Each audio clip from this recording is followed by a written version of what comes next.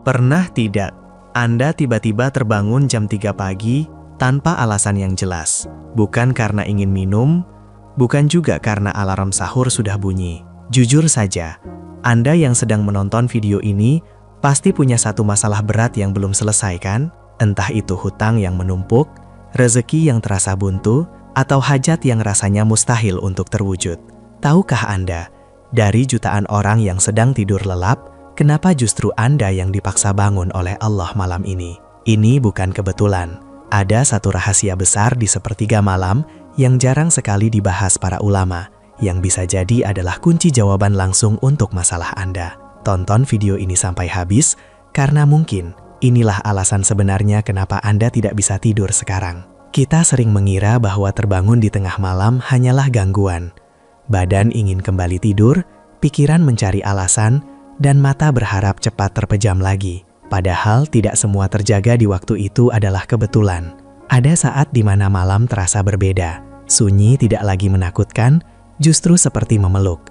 Dan di tengah keheningan itu, hati terasa lebih jujur daripada siang hari. Tidak sedang berakting, tidak sedang mengejar penilaian siapapun. Di waktu itulah banyak orang mulai sadar bahwa ada doa-doa yang tidak pernah benar-benar selesai mereka ucapkan di siang hari. Kita hidup dalam dunia yang bising. Siang hari penuh peran. Menjadi kuat, menjadi sabar, menjadi orang yang baik-baik saja. Masalah disimpan rapat, air mata ditunda, dan keluh kesah dipendam. Bahkan ketika berdoa pun, seringkali hati masih sibuk. Tapi malam tidak meminta kita menjadi apa-apa. Dan sholat tahajud bukan sekedar ibadah tambahan. Ia adalah ruang paling jujur antara hamba dan Tuhannya. Banyak orang mengira tahajud itu tentang permintaan besar, rejeki, jodoh, jabatan, jalan keluar. Padahal sebelum semua itu, tahajud adalah tentang dibukanya satu pintu kesadaran. Kesadaran bahwa kita ini lemah, bahwa selama ini kita terlalu sering merasa sanggup, merasa bisa mengatur segalanya. Dan baru di malam hari, kita mengakui ternyata banyak hal yang tidak kita kuasai sama sekali. Disinilah rahasia yang jarang dibahas itu berada. Tahajud bukan pertama-tama mengubah keadaan. Ia mengubah cara kita memikul keadaan. Ada orang yang hidupnya belum berubah secara kasat mata. Masalah masih ada. Ujian masih datang. Tetapi setelah rutin tahajud, hatinya tidak lagi mudah runtuh. Beban yang sama dipikul dengan jiwa yang berbeda. Dan ini yang sering luput. Allah tidak selalu mengabulkan doa dengan cara menghilangkan masalah. Kadang Allah mengabulkan doa dengan membesarkan hati kita. Maka jangan heran jika ada orang yang tahajudnya sunyi, tidak bercerita ke siapapun, tetapi wajahnya lebih tenang, langkahnya lebih sabar, lisannya lebih terjaga. Karena di malam hari, ia sudah menumpahkan semua yang tak sanggup ia bawa di siang hari. Tahajud mengajarkan satu hal penting, bahwa tidak semua beban harus dijelaskan, tidak semua luka harus dipamerkan, dan tidak semua kesedihan perlu diumumkan. Ada yang cukup diketahui oleh Allah saja.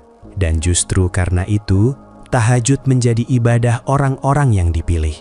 Bukan karena mereka paling soleh, tapi karena mereka paling sadar akan kebutuhannya kepada Allah. Jika malam-malam ini kamu sering terjaga, bukan karena gelisah yang jelas sebabnya, bukan karena mimpi buruk, bisa jadi hatimu sedang lelah, dan Allah sedang memberimu kesempatan untuk pulang sejenak.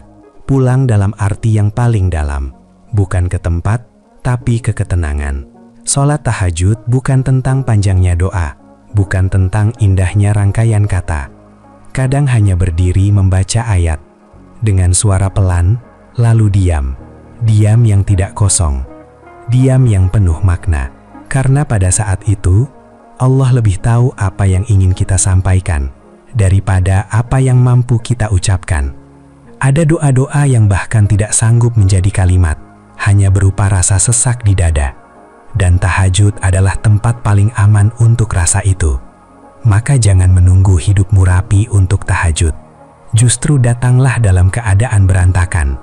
Datanglah dengan pikiran kusut. Datanglah dengan iman yang naik turun.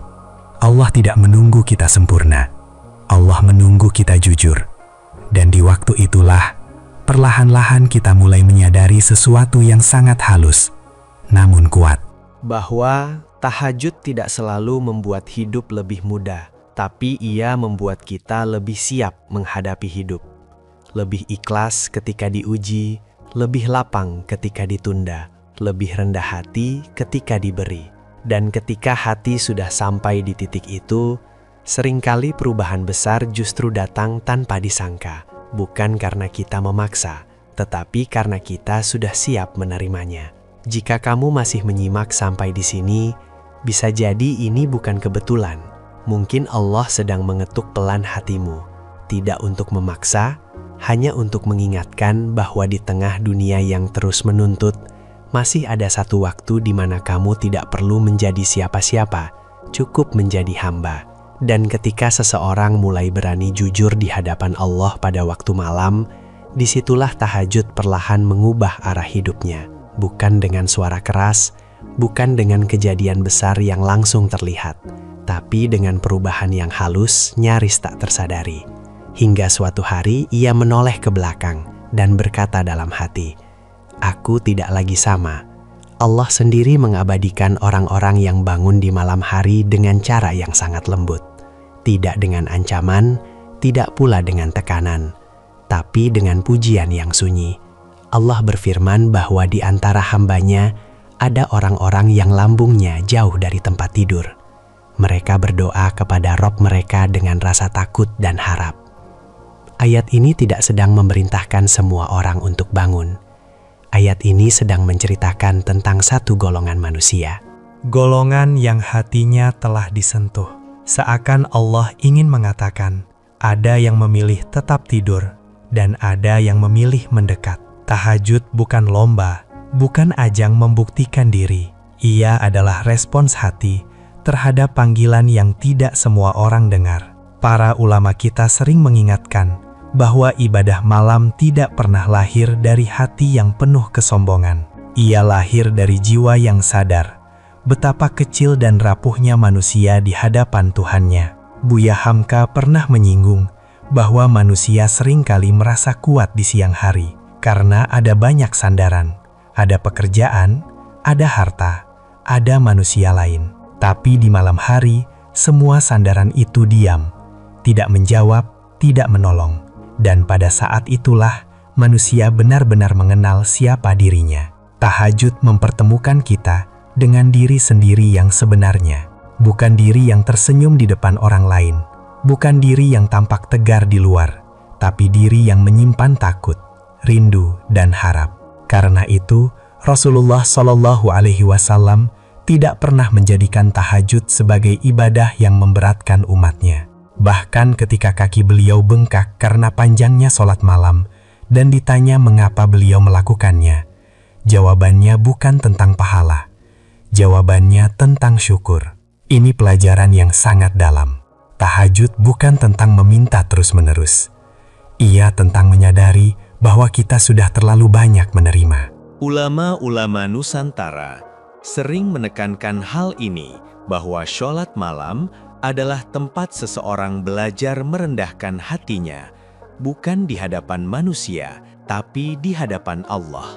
Dan kerendahan hati inilah yang kemudian terbawa ke siang hari. Orang yang tahajudnya hidup biasanya lebih pelan ketika berbicara, lebih hati-hati ketika menilai orang lain, lebih cepat memaafkan, dan lebih jarang mengeluh. Bukan karena hidupnya ringan, tapi karena hatinya sudah terbiasa bersandar. Ada nasihat para kiai kita yang sangat sederhana, namun dalam maknanya. Kalau siangmu ingin kuat, kuatkan dulu malammu. Karena malam adalah tempat mengisi ulang jiwa, dan jiwa yang kosong, sekuat apapun badannya, akan mudah tumbang.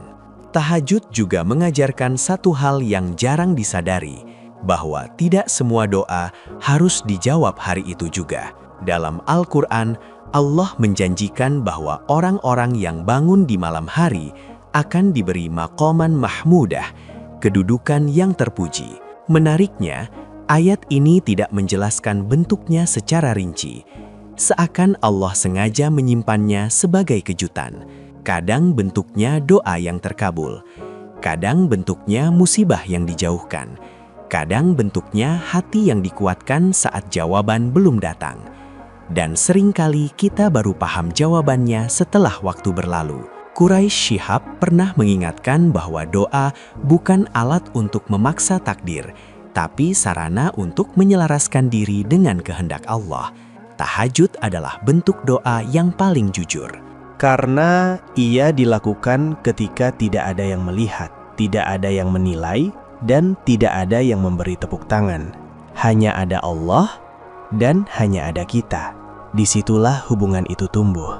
Jika selama ini kamu merasa doamu seperti tertahan, jangan buru-buru putus asa. Bisa jadi Allah sedang menyiapkan hatimu, bukan sekedar mengabulkan permintaanmu. Karena tidak semua yang kita minta baik untuk kita hari ini, dan tidak semua yang ditunda berarti ditolak. Tahajud mengajarkan kesabaran yang tidak pasif, sabar yang tetap bergerak, sabar yang tetap berharap. Dan ketika seseorang istiqomah, meski hanya 2 rakaat, meski hanya beberapa menit, Allah melihatnya bukan dari jumlahnya, tapi dari ketekunannya. Ulama kita selalu menekankan, lebih baik sedikit tapi hidup, daripada banyak tapi berat, dan akhirnya ditinggalkan. Maka jika kamu baru mulai, jangan merasa kecil. Allah tidak pernah meremehkan langkah hambanya yang datang dengan niat tulus. Malam demi malam tahajud akan membentukmu, bukan menjadi manusia tanpa masalah, tetapi menjadi manusia yang tidak mudah patah. Dan pada akhirnya, kamu akan mengerti satu rahasia yang tidak tertulis di buku manapun, bahwa orang yang sering bertemu Allah di malam hari akan lebih tenang menghadapi dunia di siang hari. Karena ia tahu, di balik segala yang tidak ia mengerti, ada Allah yang selalu mengerti segalanya. Ada satu hal yang sering luput ketika kita berbicara tentang sholat tahajud. Kita terlalu sibuk membicarakan hasil, sampai lupa memahami proses yang sedang Allah bangun di dalam diri hamba. Padahal, Rasulullah Shallallahu Alaihi Wasallam tidak pernah mengajarkan umatnya untuk tergesa-gesa dalam ibadah malam. Beliau justru mengajarkan ketenangan, mengajarkan keseimbangan, mengajarkan kejujuran pada diri sendiri. Rasulullah Shallallahu Alaihi Wasallam pernah mengingatkan bahwa amalan yang paling dicintai Allah adalah yang dilakukan terus-menerus, meski sedikit. Nasihat ini seperti pelita kecil di tengah gelap. Ia tidak menyilaukan, tetapi cukup untuk menuntun langkah agar tidak tersesat. Tahajud dalam ajaran Nabi bukan ibadah yang memaksa tubuh, tapi ibadah yang menumbuhkan jiwa. Karena itu, Nabi Shallallahu Alaihi Wasallam tidak pernah memarahin orang yang tertidur dan tidak bangun malam. Beliau tidak mencela, beliau tidak menekan. Tahajud bukan ibadah orang yang ingin terlihat kuat. Tahajud adalah ibadah orang yang berani mengakui kelemahannya, dan justru disitulah letak kekuatannya.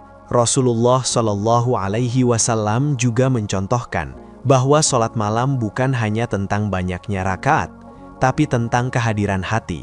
Kadang beliau berdiri lama dalam satu ayat, mengulanginya, merenungkannya hingga air mata jatuh tanpa suara, bukan karena ayat itu baru, tapi karena maknanya terus hidup. Tahajud mengajarkan kita untuk tidak terburu-buru dalam hidup, untuk berhenti sejenak, untuk mendengarkan hati sendiri. Di siang hari kita sering hidup dengan target harus ini, harus itu, harus cepat. Malam memutus semua keharusan itu. Di hadapan Allah kita tidak diminta berprestasi, kita diminta hadir. Dan kehadiran itulah yang perlahan mengubah cara kita memandang hidup. Banyak orang datang ke tahajud dengan segudang permintaan. Itu wajar. Rasulullah sendiri berdoa di malam hari memohon ampun, petunjuk, dan kebaikan dunia akhirat. Namun ada satu pelajaran halus dari doa-doa beliau. Beliau lebih sering memohon perbaikan hati daripada perubahan keadaan. Beliau memohon agar hatinya diteguhkan, agar jiwanya disucikan, agar langkahnya dibimbing. Ini mengajarkan kita bahwa sebelum hidup diubah, hati perlu diluruskan. Karena hidup yang berubah tanpa hati yang siap, justru sering melahirkan kegelisahan baru. Tahajud adalah ruang latihan menerima. Menerima ketentuan Allah, menerima diri sendiri, menerima bahwa tidak semua hal harus selesai hari ini. Sholat malam adalah kehormatan bagi seorang mukmin. Kehormatan bukan dalam arti kebanggaan yang ditunjukkan, tetapi dalam arti kedekatan yang dijaga. Seperti sahabat dekat yang hanya datang di waktu-waktu sepi. Tidak semua orang diundang ke ruang itu, dan yang diundang tidak selalu sadar betapa istimewanya undangan tersebut. Maka jika suatu malam kamu terbangun, meski hanya sebentar, meski hanya sempat 2 rakaat, jangan remehkan itu. Bisa jadi itulah bentuk kasih sayang Allah yang paling halus hari itu. Karena Allah tidak memanggil dengan suara keras, Allah memanggil dengan rasa. Dan Rasulullah memahami betul bahasa rasa itu. Beliau mengajarkan bahwa doa di sepertiga malam terakhir memiliki kedudukan khusus, bukan karena waktu itu ajaib dengan sendirinya, tapi karena manusia pada waktu itu sedang paling jujur. Tidak ada topeng, tidak ada tuntutan, tidak ada sorotan, hanya hamba dan Tuhannya. Di titik itu, doa bukan lagi daftar keinginan, doa menjadi pengakuan. Pengakuan bahwa kita butuh, pengakuan bahwa kita lemah, pengakuan bahwa kita tidak selalu tahu apa yang terbaik, dan Allah menyukai pengakuan seperti itu. Rasulullah Shallallahu Alaihi Wasallam juga mengingatkan bahwa dunia ini melelahkan. Karena itu beliau tidak mengajarkan umatnya untuk terus memaksa diri hingga lupa istirahat. Tahajud bukan tentang melawan tubuh, tapi tentang mengajak tubuh bekerja sama dengan hati. Jika hari ini kamu belum bisa istiqomah, jangan menjauh, jangan menyerah, jangan merasa tidak pantas. Nabi Shallallahu Alaihi Wasallam mengajarkan bahwa pintu Allah selalu terbuka, bahkan untuk hamba yang datang dengan langkah tertatih. Dan seringkali, justru orang-orang yang datang dengan langkah tertatih itulah yang doanya paling dalam. Tahajud juga membentuk satu karakter penting yang sangat dibutuhkan di zaman ini. Ketenangan dalam ketidakpastian. Rasulullah Shallallahu Alaihi Wasallam hidup di masa penuh ujian, penolakan, kehilangan, tekanan, dan luka batin bukan hal asing bagi beliau. Namun sholat malam menjadi tempat beliau menguatkan diri sebelum kembali menghadapi dunia. Tahajud mengajarkan bahwa kekuatan sejati bukan berasal dari banyaknya pengikut, harta, atau pujian. Kekuatan sejati lahir dari hati, yang tahu kemana ia kembali saat lelah. Dan orang yang punya tempat kembali, tidak akan mudah tersesat. Jika sampai saat ini hidupmu terasa berat, mungkin bukan karena bebanmu terlalu besar, tapi karena hatimu menanggungnya sendirian. Tahajud mengajak kita berbagi beban itu dengan Allah. Bukan untuk menghilangkannya seketika, tapi untuk membuatnya lebih ringan dipikul. Rasulullah tidak pernah menjanjikan hidup tanpa masalah. Beliau menjanjikan hati yang kuat untuk menghadapi masalah. Dan itulah hadiah terbesar dari tahajud. Hadiah yang tidak selalu tampak, tidak selalu disadari, tapi terasa saat kamu seharusnya runtuh. Namun Allah membuatmu tetap berdiri. Maka jika malam ini kamu masih diberi kesempatan untuk terjaga, jangan tanyakan dulu hasilnya. Cukup tanyakan satu hal pada dirimu sendiri. Apakah aku mau datang kepada Allah apa adanya? Karena dari situlah semua perubahan besar selalu dimulai. Terima kasih sudah menemani renungan ini. Jika kisah tahajudmu pernah mengubah hidupmu, tuliskan di kolom komentar agar menjadi penguat bagi hati lainnya. Semoga setiap langkah kecilmu di malam Ramadan ini dibalas dengan ketenangan yang luar biasa.